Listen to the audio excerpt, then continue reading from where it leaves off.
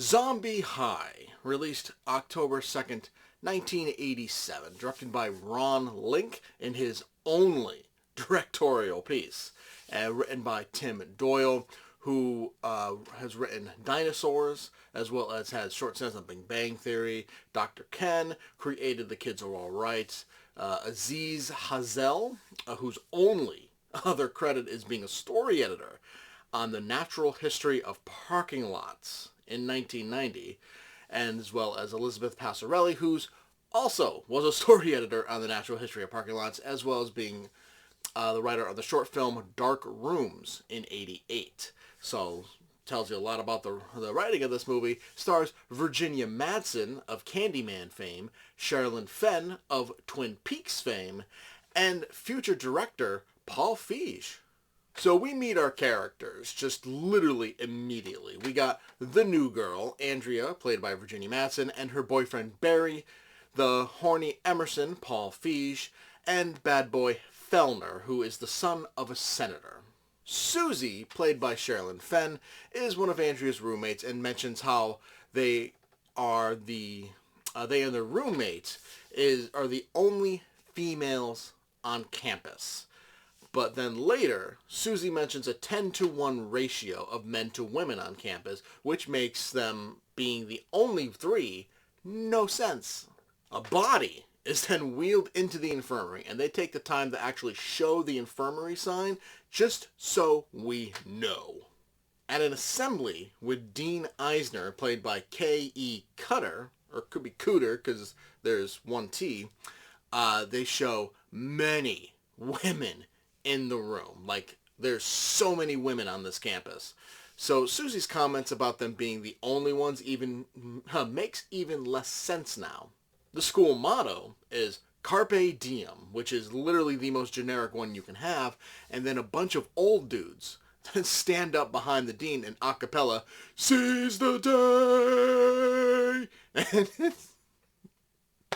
it's just so ridiculously funny. In biology class, Andrea immediately falls for her professor, Philo. The hell kind of a name is Philo? Played by Richard Cox. And they even take the time to play like sweet romantic music just to make sure that we can't tell that she's immediately fallen for him just from like the look on her face. So it's like, okay, creepy. Barry finds out that the founder of this school has scalped Native Americans and started a cult. And all Andrea can respond with is, I have a scholarship. Okay, that's great. The history of your school is pretty screwed up. A girl is then kidnapped and operated on while some dude like whispers in Latin. So, we kind of now have the idea of like what's going on when they're wheeling people into the infirmary. Philo is also apparently an artist, as Andrea goes to his exhibit and Philo immediately tries to fuck her. Like, he wastes no time. Dude, you're a teacher. She's a student. What the hell? But Andrea at least has the sense to back away. Fellner is eventually like, nah, I'm out. But then he is surrounded and captured by a bunch of bros. And he screams as the dean like is creepily watching from the window. So it's like, all right, the dean completely behind this weirdness. Then out of nowhere, Susie is like, I can't wait for the dance. What dance? This is the first time we're hearing of it. Philo scares Andrea at the pool and she tells him she's dropping his class. He asks, why? Oh, I don't know. Maybe because you're the teacher or professor, whatever, who's trying to screw his student. I think it's pretty self-explanatory, Philo. Barry then appears out of completely nowhere, seeing Andrea and Philo walking together because, dropping the class because he's creepy, but yeah, let's still walk together and talk. Alright? He just immediately assumes that they're, fucking. I mean, I don't blame him, to be honest with you, and breaks up with her. But then he later returns and is all sad that she didn't show up to his game. It's like, dude, you broke up with her. Of course she's not going to show up to your game. The dean is all mad that Philo is trying to screw Andrea, and I don't blame him, but they make sure to mention that she's 18. So, so we don't have like an Epstein Island like situation on our hands, but it's just so funny to be like, hey, she's 18. Don't you do that. Andrea eventually goes into the infirmary to see Fellner dead and also finds a bunch of bottles marked with names. And then it's explanation time. Philo tells Andrea that he was born in 1885. Damn, bro, you old.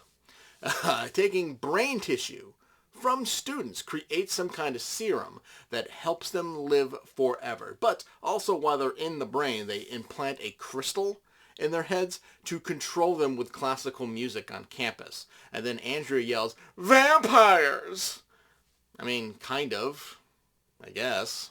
At the dance, the dean is all pissed off that someone hired a black band. Turns out he's like a Southern Civil War general or something, so I guess that kind of explains his racism. I don't know. Andrea goes to tell the cops, and shocker, the chief is a school alumni. A chase ensues that randomly features cars flying through the air, flipping over, and explosions. Philo saves her from the operation and tells her to play his tape to stop the madness. Don't play any other tape. Play his tape. Good old Philo switches the serums to distract the old guys while Andrea destroys the real serum. And then they're all wearing really bad, like, old man Halloween masks. Some of them get a bit of makeup and, like, other special effects, but it's mostly store-bought masks. And then, shocker! Again, the dean has his own supply, but Barry saves Andrea, replaces the tape with some metal, and literally kills everyone on campus. And some people nowhere near the school, like the President of the United States. There is not a single zombie in sight. At least not in the sense that we're used to.